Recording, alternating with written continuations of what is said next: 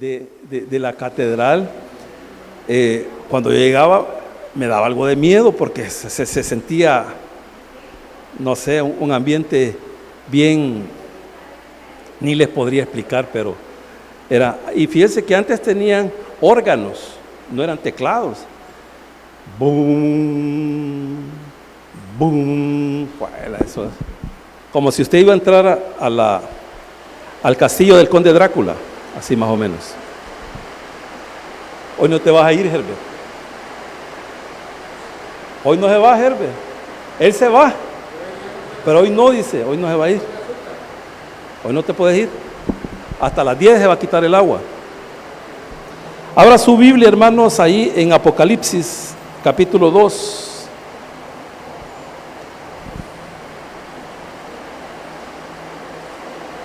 El tema de esta noche es: yo conozco tu tribulación y tu pobreza.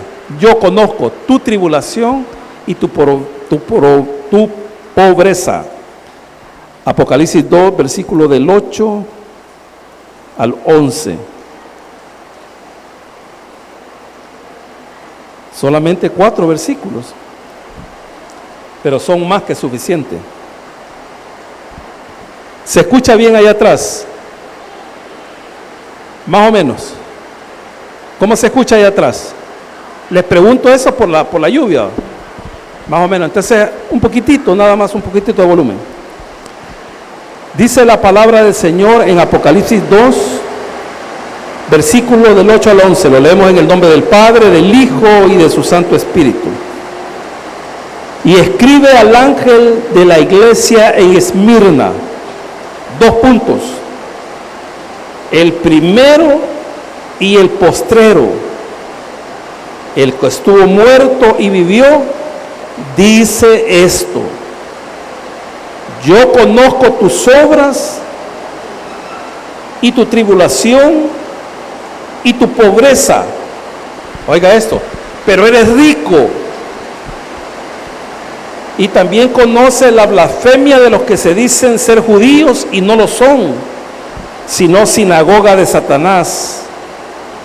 No temas en nada lo que vas a padecer. He aquí el diablo echará a algunos de vosotros en la cárcel. Oiga, ¿por qué lo va a echar a la cárcel? Ese es el propósito. El Señor va a permitir que ellos sean encarcelados. ¿Y el propósito cuál es? Para probarlos. Eso es el propósito. Dios nunca va a hacer algo solo por hacerlo. Siempre tiene un propósito. Entonces, pero está diciendo en el 10: no temas en nada lo que vas a padecer. He aquí el diablo echará a algunos de vosotros en la cárcel para que seáis probados, y tendréis tribulación por 10 días. Punto. Sé fiel hasta la muerte, y yo te daré la corona de la vida. El que tiene oído, oiga lo que el Espíritu dice a las iglesias. El que venciere no sufrirá daño de la segunda muerte. Oramos. Señor, te damos gracias por tu amor y tu misericordia. Gracias por la lluvia, Señor, que tanto se necesita. Te pedimos en el nombre poderoso de Jesús que este invierno, Señor, sea lo que este país necesita, Señor. Ni más lluvia ni menos lluvia, sino lo que se necesita, para que así todos los agricultores puedan tener esa bendición de cosechar lo que ya se está sembrando. Ahora te ruego de tu ayuda, Señor, para que yo pueda exponer tu palabra de una manera clara y de una manera sencilla. En el nombre poderoso de Jesús, amén y amén. Cuando esté en su casa, dele una miradita a los mapas. Eso le va a ayudar a ubicarse. Porque cuando usted lee así, y hablamos de Esmirna, que es lo que vamos a hablar, y usted dice: ¿y Esmirna a dónde queda? Allá en Chalate, allá en Hilo Vasco. No, váyase al mapa. Y entonces usted se va a dar cuenta dónde queda cada iglesia.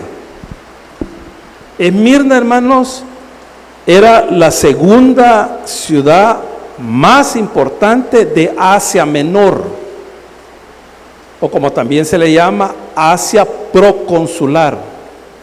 Se le llama Asia proconsular porque estaba gobernado por procónsules, por eso se les conocía como Asia proconsular.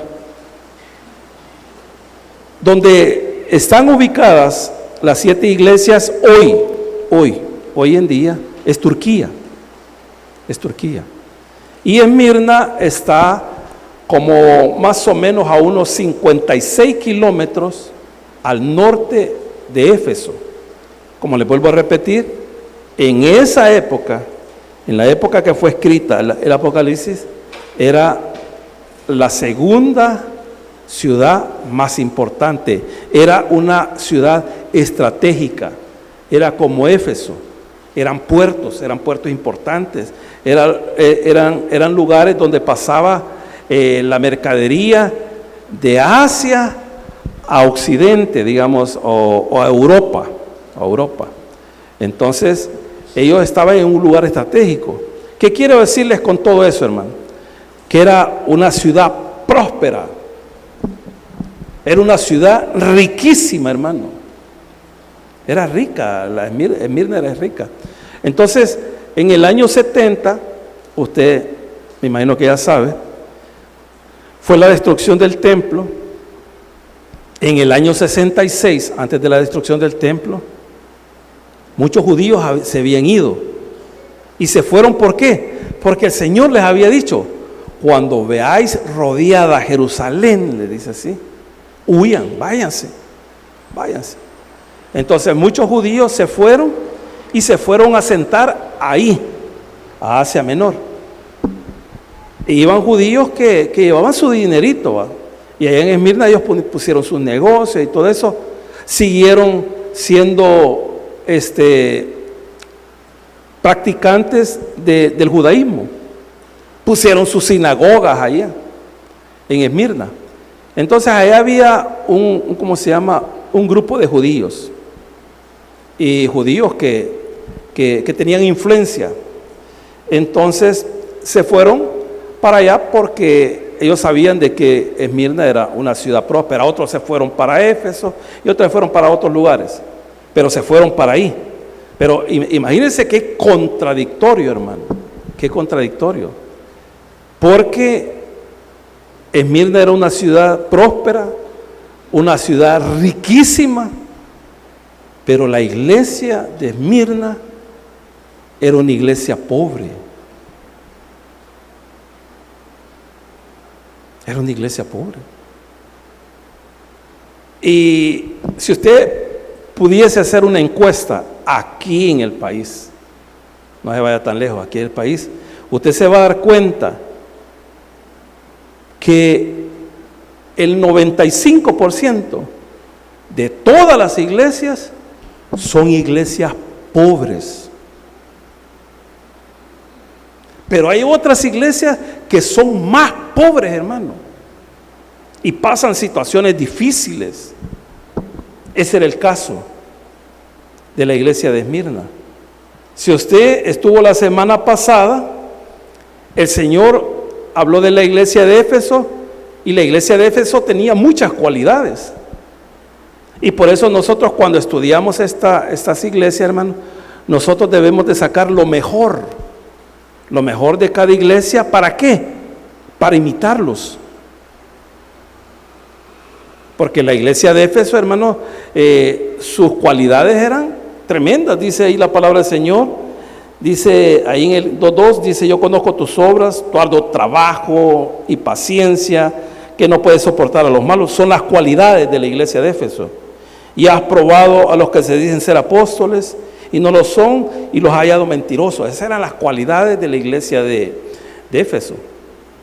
Tenían alguna cosita ahí, que habían dejado su primer amor, pero tenía cualidades buenísimas la iglesia de Éfeso.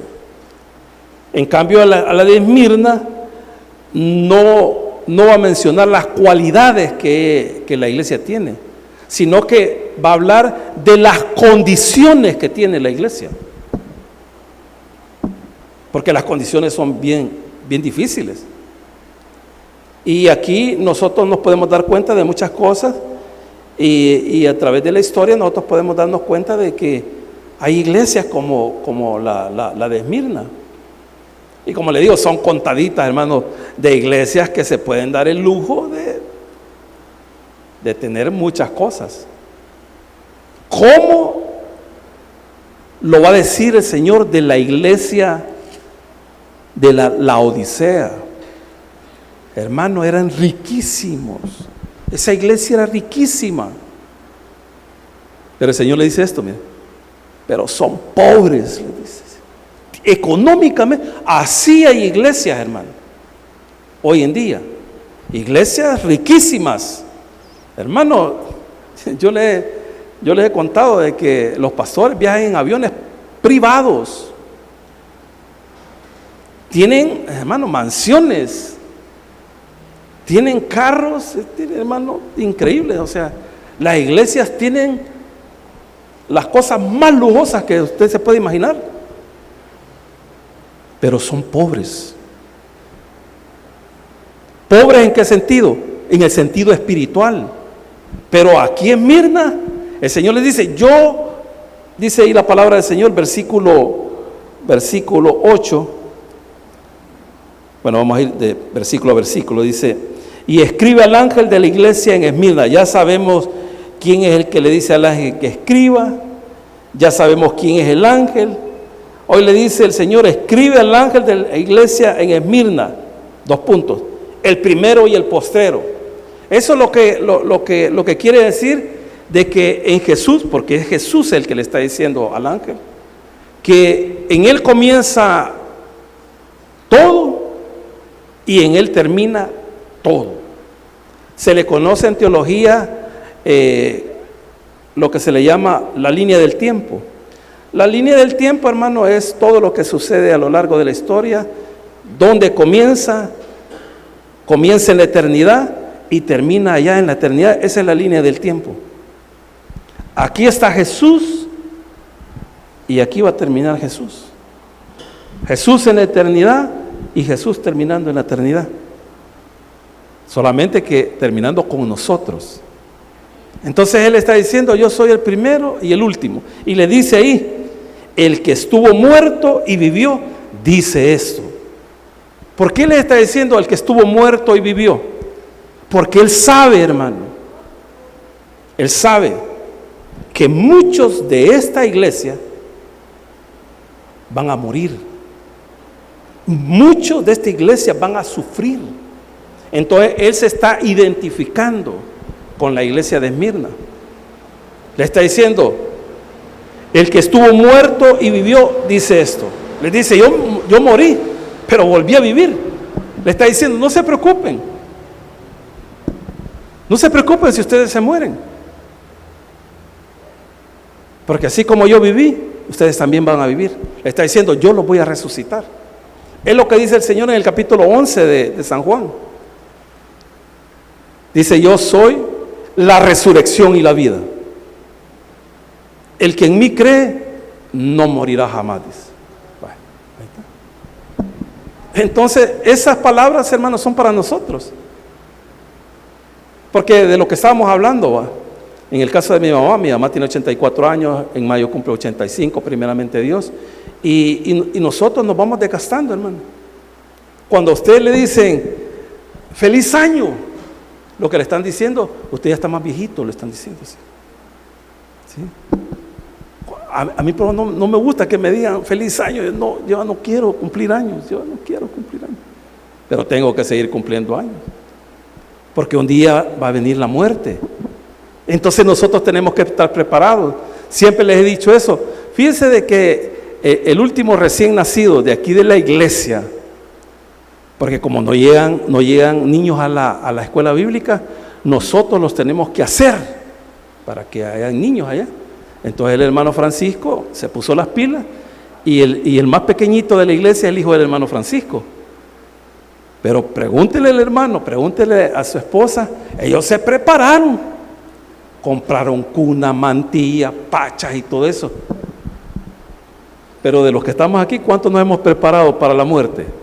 Usted ni quiere hablar de eso. Pero la muerte va a llegar, Herbert, tarde o temprano. Un día nos vamos a morir. Entonces nosotros tenemos que estar preparados. Pero ¿qué dice el Señor? No temas. No temas. ¿Cuál es el problema que nos muramos? Si un día el Señor nos va a resucitar. Entonces, del versículo 9 y el 10, Él va a hablar de las condiciones de la iglesia. Entonces dice ahí, voy a leer el 8, escribe al ángel de la iglesia en Esmirna, el primero y el postrero, el que estuvo muerto y vivió, dice esto: yo conozco tu tribulación. ¿Por qué me salté un pedazo ahí? Porque en el original no está ahí, yo conozco tus obras. Tus obras no está en el original. Entonces, ahí el Señor le dice a la iglesia de Esmirna: yo conozco tu tribulación y tu pobreza. Hermanos, estaban pasando una situación difícil. Era la época de persecución. Y sabe, hermanos, ¿quiénes eran las personas que estaban en contra de la iglesia? Los religiosos. ¿Quiénes eran los religiosos? Los judaizantes, los judíos, porque ahí lo va a decir. Entonces la situación de Esmirna no era una situación, ¿cómo se llama? Bonita. No, ellos estaban pasando una situación difícil. Y eso se da, hermano, a lo largo de toda la historia de la iglesia. La iglesia que somos nosotros, muchas veces vamos a tener tribulaciones, hermano. Pablo lo dijo, pero claramente, hermanos, ahí en el libro de los Hechos, capítulo 14, dice: es necesario, así dice, que a través de muchas tribulaciones entremos en el reino de los cielos. Dice, es necesario. ¿Por qué es necesario, hermano, que nosotros tengamos tribulaciones? ¿Por qué es necesario? Porque nadie quiere tener tribulaciones, hermano. Pero ¿por qué es necesario?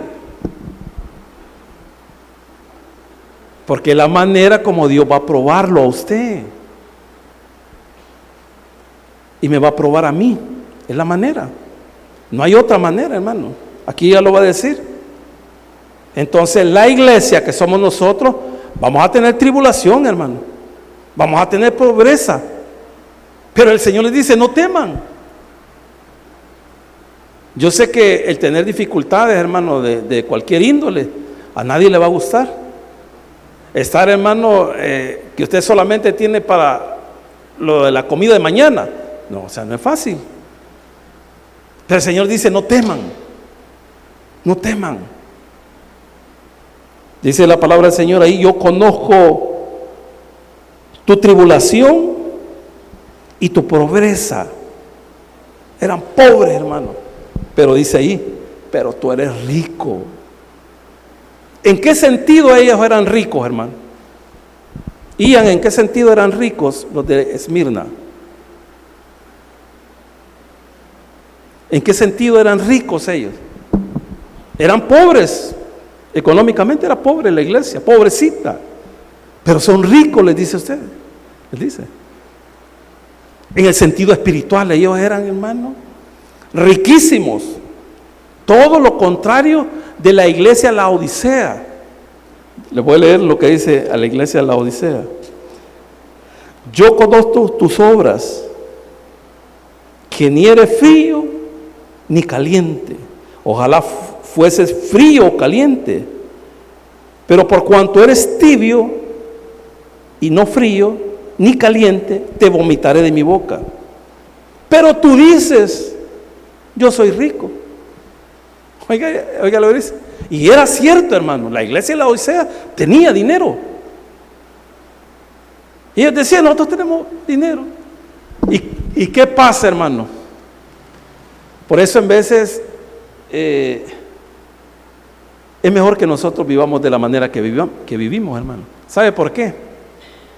Porque cuando nosotros tenemos en abundancia lo material, nos olvidamos del Señor. Usted tiene lo material en abundancia, hermano. Usted ni se acuerda del Señor. Pero cuando no tiene, hermano, y usted está contra la espada y la pared, aquí va a estar. Aquí va a estar clamando, hermano, para que el Señor le ayude. Pero la iglesia de Laodicea dice ahí: porque tú dices, yo soy rico y me he enriquecido y de ninguna cosa tengo necesidad, y no sabéis que tú eres un desventurado, miserable, pobre, ciego y desnudo. Esas eran las condiciones de la iglesia de Laodicea. Ellos tenían billetes, pero espiritualmente andaban en la calle. ¿Sabe lo que había hecho la iglesia de Laodicea, hermano? ¿Sabe lo que había hecho? O sea, eran tan prósperos. Era una iglesia riquísima. ¿Qué habían sacado al Señor? Ya no te necesitamos, ándate ya para afuera. Allá estaba el Señor. Y el Señor estaba a la puerta. Déjenme entrar. No, ya no te necesitamos. Aquí tenemos billetes. Déjenme entrar. Esto que usted va a oír, hermano, no es para el inconverso. Esto es para la iglesia. Dice ahí: por tanto, yo te aconsejo que de mí compres oro refinado en fuego, para que seas rico, y vestiduras blancas para vestirte, y que no se descubra la vergüenza de tu desnudez, y unge tus ojos con colirio para que veas. Yo te reprendo y te castigo, y castigo a todos los que amo. Sé pues celoso y arrepiéntete. He aquí, yo estoy a la puerta y llamo. Si alguno oye mi voz y abre la puerta, entraré a él y cenaré con él y él conmigo. Eran tan prósperos que ya ni le pedían nada al Señor. Y el Señor allá afuera tocándole. Abran. Y aquí yo estoy a la puerta. ¿Pero qué les está diciendo? Que ellos son pobres. Pero a la iglesia de Esmirna le dice ahí: yo conozco tu tribulación y tu pobreza, pero tú eres rico. Y la blasfemia de los que se dicen ser judíos y no lo son, sino sinagoga de Satanás. ¿Qué significa blasfemia, hermano? Poné primero la NBI, Carito, ponelo por favor, la NBI, ese versículo 9, para que usted vea. Yo aquí lo tengo anotado, hermano. Blasfemia en la NBI es una calumnia, y blasfemia en la lenguaje actual es hablar mal de otra persona. NBI dice: yo conozco tu sufrimiento y tu pobreza, sin embargo eres rico. Sé cómo te calumnian los que dicen ser judíos. Los calumniaban, hermanos. Pero no crea que estaban hablando de ellos solo por hablar de ellos. No, hermano. O sea, les informaban a los romanos que ellos eran seguidores de un rey. Y eso, hermano, que usted en esa época, usted sea seguidor de otro rey que no sea el emperador, a la muerte. Los despojaban de todo, ya Hebreos lo dice. Mataban a sus hijos. Entonces llegaban los judíos, los religiosos, y los ponían en mal, los calumniaban. Ahora pone la lenguaje actual, por favor, Caro. Dice ahí la palabra del Señor: yo conozco tu tribulación, tu pobreza y la blasfemia de los que se dicen ser judíos y no lo son, sino sinagoga de Satanás. Imagínense, o sea, el Señor está diciendo eso de los judíos. ¿Qué son los judíos para el Señor? Todos aquellos que van en contra del cristianismo, sinagoga de Satanás. ¿Por qué los llama sinagoga de Satanás? Porque Satanás solo ha venido para destruir, matar y hurtar. Pero el Señor ha venido para dar vida y vida eterna. Dice ahí la traducción lenguaje actual: yo conozco las dificultades por las que ahora pasas y sé que eres pobre. Aunque, oiga esto, hermano, aunque espiritualmente eres muy rico, también sé lo mal que hablan de ti los que se consideran judíos, pero que en realidad son un grupo que pertenecen a Satanás. Hermano, oiga esto, hermano, toda persona que dice algo en contra de otra persona, esa persona es satánica. Esa persona es satánica, hermano. Porque Satanás es el padre de mentira. El Señor les dijo en su cara a los religiosos, ahí en el Evangelio de San Juan: ustedes no son hijos de Dios, les dijo. Ustedes son hijos de Satanás, les dijo. Nosotros no somos hijos no hemos nacido en pecado. Claro que y su padre es Satanás, le dice. ¿Y por qué decís eso? Le dice. Porque me querés matar, le dice. Porque lo querían matar, estaban planificando matar al Señor. Entonces dice que estos judíos hablaban en mal de los de la iglesia de Esmirna. Y el Señor los llama sinagoga de Satanás. Pero oiga lo que dice el 10. Oiga lo que dice el 10. No temas. Hermano, si alguien ha andado hablando de usted y eso que han andado hablando es mentira, no tema, hermano, no se preocupe. Pero si han andado hablando algo que es cierto, cambie. Cambie, hermano. Pero si no, aquí dice la palabra del Señor: no temas en nada lo que vas a padecer.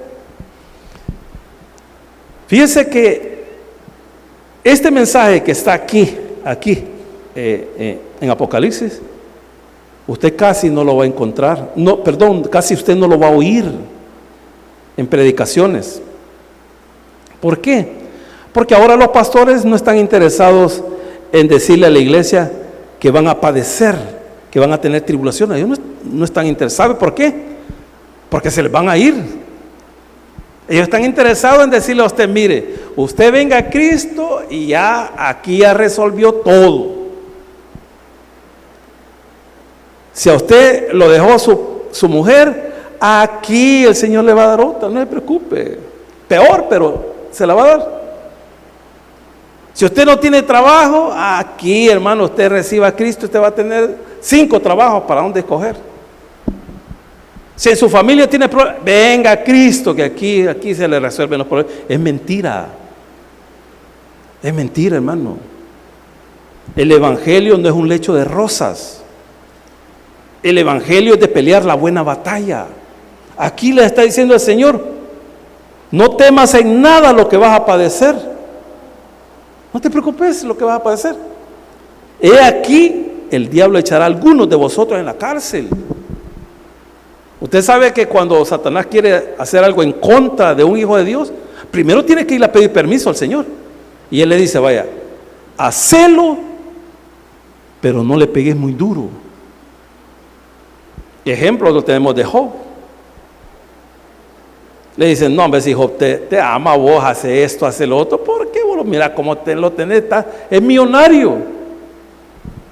Y le dice Satanás a Dios: quítale lo que tiene, a ver si realmente te ama. Y usted conoce la historia. Ahí en el Evangelio de Lucas, cuando Pedro está sacando el pecho, porque el Señor le está diciendo que cuando lo capturen van a huir. Y Pedro le dice: no, hombre, le dice, estos tal vez van a huir. Yo voy a dar hasta la vida por ti. Ay, Pedro, le dice. Y le dice esto el Señor: Satanás te ha pedido para zarandearte. Oiga lo que le está diciendo, hermano. Satanás ha pedido para zarandearte. ¿Y qué le dijo el Señor? No te preocupes que no te va a zarandear. No le dijo eso. ¿Qué le dijo? Pero yo pediré para que tu fe no falte. No le dijo que no lo iban a zarandear. Lo zarandeó, hermano. Lo zarandeó. Aquí está diciendo el Señor: no temas en nada lo que vas a padecer. Aquí el diablo echará a alguno de vosotros en la cárcel para que seáis probados. Es que, hermano, el Señor lo va a probar a usted. El Señor me va a probar a mí. ¿Y qué es lo que prueba el Señor? Ya lo vimos en Pedro, hermano. prueba nuestra fe. Porque aquí venimos a cantar, aquí gloria a Dios, y mañana mujeres de fe, y aquí aleluya, aquí el aniversario y gloria a Dios. Pero cuando tienen problemas, hermano, ni aparece. Entonces el Señor dice, vamos a ver si ese aleluya que tanto gritas, vamos a ver si es cierto. Y Él pone la prueba ahí. Y Él pone la prueba. Pero ¿qué pasa en la mayoría de nosotros cuando Dios permite que nosotros seamos probados? ¿Qué pasa? Nos vamos. Nos vamos. Pero hay algo otros que no. Y se quedan. Y son como Job, dice, desnudo salí en el vientre de mi madre y desnudo voy a regresar. Sea el Señor bendito por siempre. Y oiga esto, hermano, esta declaración es increíble. Aunque Él me matare, en Él esperaré. Si usted sabe, hermano, que ya le quedan pocos días de vida, usted diría eso: Señor, aunque tú permitas que yo me muera, mi último suspiro, yo te voy a seguir alabando. Esa es convicción. Pero vamos a ser probados, hermano. Lo que pasa es que nosotros no queremos ser probados. Y nosotros cualquier cosita, hermano. Mire, hermano, le voy a decir algo. Cuando usted esté siendo probado y usted sabe que es por causa del Señor, gócese. Gócese, hermano. Gócese. ¿Por qué? Porque usted ahí se está dando cuenta que usted es un verdadero hijo de Dios. Gócese. Yo sé que es difícil, hermano. Y si no, yo no sé si usted se acuerda lo que dice Santiago aquí. Dice Santiago 1:1, dice: hermanos míos, tened por sumo gozo, 1:2 estamos. Hermanos míos, tened por sumo gozo cuando os halléis en diversas pruebas, sabiendo que la prueba de vuestra fe produce paciencia. Mas tenga la paciencia su obra completa, para que seáis perfectos y cabales, sin que falte cosa alguna. Y si alguno de vosotros tiene falta de sabiduría, pida a Dios, el cual da a todos abundantemente y sin reproches, y le será dada. Cuando tengan alguna prueba, gócense. Y dice, y si tienen falta de sabiduría, aquí lo que quiere decir, y usted dice, bueno, acabamos de estar platicando con mi hermana Isabel y me estaba contando algunas cosas, y me dice, pero yo no entiendo, me dice, yo no entiendo por qué. Y yo le dije, pero cuando pase todo esto, lo vamos a entender. Entonces, cuando usted no entienda, usted pida sabiduría y dígale, Señor, yo no entiendo por qué está pasando eso. Y dice ahí, y si alguno de vosotros tiene falta de sabiduría, no entiende por qué está pasando la situación, dice, pídala a Dios, el cual a todos da, a todos abundantemente y sin reproches, y será dada la sabiduría para entender el por qué estamos pasando esta situación. Muchos de nosotros ya saben por qué está pasando lo que estamos pasando.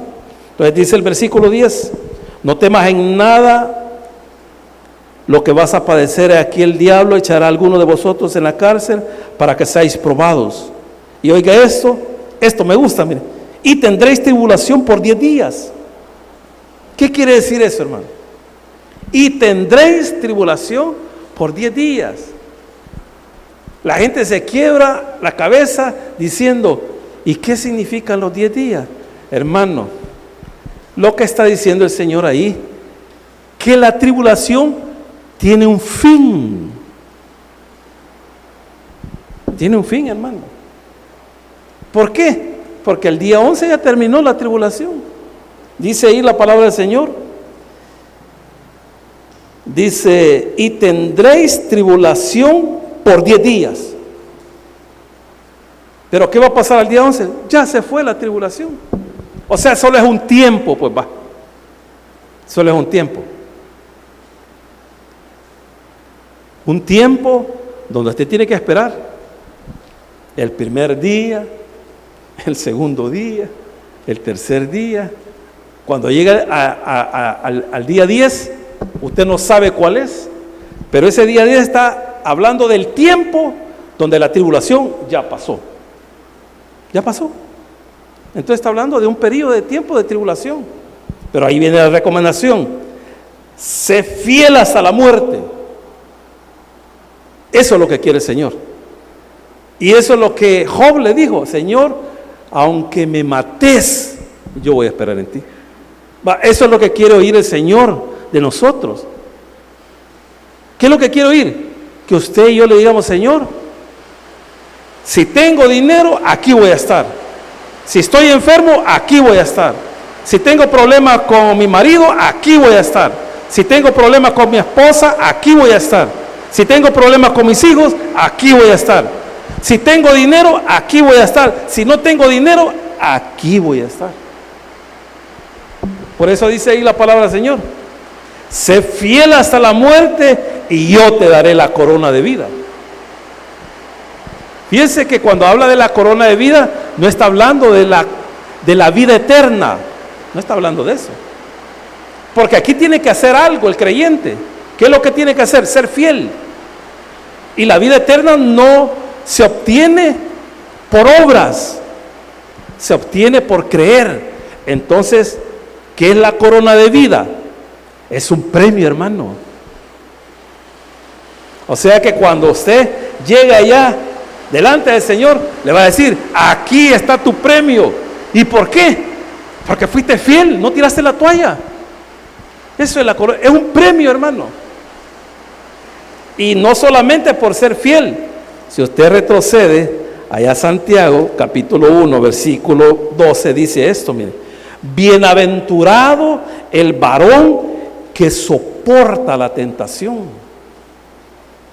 Dichoso aquel que soporta la tentación, porque cuando haya resistido la prueba, recibirá la corona de vida que Dios ha prometido a los que le aman.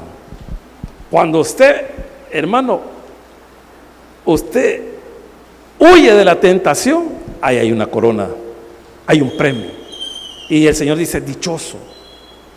Pero en el caso de Apocalipsis, Él les va a dar un premio a los fieles, aquellos que a pesar de las tribulaciones, a pesar de las pobrezas, siguen adelante, adelante y adelante. Y dice el versículo 10, el final: sé fiel hasta la muerte y yo te daré la corona de vida. El que tiene oído, oiga lo que el Espíritu dice a las iglesias. El que venciere. ¿Quién es el que vence? El que es fiel. Pero oiga lo que está diciendo. Y yo se lo expliqué en la carta a los Hebreos. Uno de los propósitos era animarlos que ellos no regresaran al judaísmo, porque si ellos regresaban al judaísmo, después de haber recibido a Jesucristo y todo, y regresaban al judaísmo, ellos apostatarían. Y el apostatar era llevarlos a la condenación. Entonces el Señor dice ahí: sé fiel hasta la muerte y yo te daré la corona de vida. El que tiene oídos, oiga lo que el Espíritu dice a la iglesia. El que venciere, o sea, el que llega hasta el final, el que llega hasta el final, dice ahí: el que venciere no sufrirá daño de la segunda muerte. ¿Qué es la segunda muerte, hermano? El que venciere no sufrirá daño de la segunda muerte. La segunda muerte es el infierno. O sea, si usted permanece en el Señor, no se va, no hace apostasía,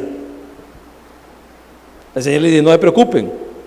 Fíjense, hermano, que una carceliada es terrible, una pobreza extrema es terrible, tribulación más tribulación es terrible. Pero es más terrible llegar al infierno.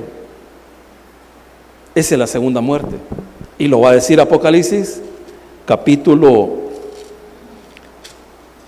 20 y versículos del 13 al 15. Dice: y el mar entregó los muertos que había en él, y el Hades, y la muerte y el Hades entregaron los muertos que había en ellos, y fueron juzgados cada uno según sus obras.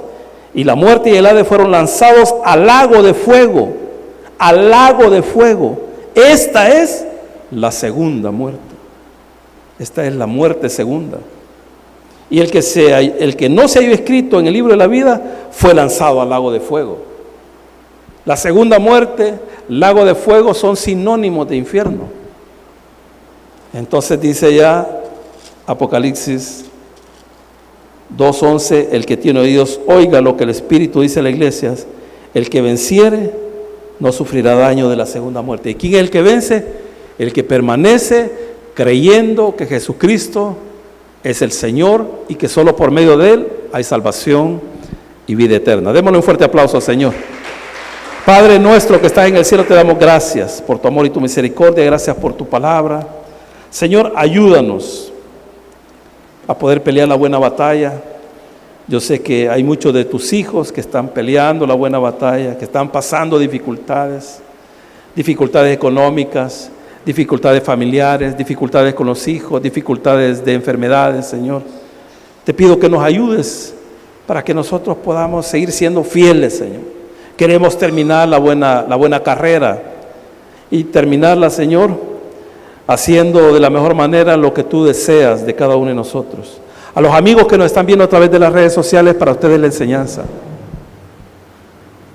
Y la enseñanza es ser fiel a Jesucristo. Recíbalo como su Señor y Salvador y no retroceda. Confiese sus pecados y Él es fiel y justo para perdonarlo y limpiarlo de toda maldad. Y no solamente de limpiarlo de toda maldad, sino que salvarlo de la segunda muerte, salvarlo del lago de fuego, salvarlo del infierno. Porque si usted no cree, ese es su destino final. Pero el Señor desea de que usted lo reciba como su Señor y Salvador, para que usted no vaya a ese lugar de tormento. Yo voy a hacer una breve oración, corta, muy corta, esperando de que usted lo pueda recibir a Él como su Señor y Salvador. Repita conmigo: Señor Jesús, yo te recibo hoy como mi único y suficiente Salvador personal. Creo que eres Dios, que moriste por mí en la cruz del Calvario. Perdona todos mis pecados. Me arrepiento. Salva mi alma hoy, para que cuando yo muera pueda estar contigo. Porque te lo pido en el nombre poderoso de Jesús, tu Hijo amado. Amén y amén. Démosle un fuerte aplauso al Señor.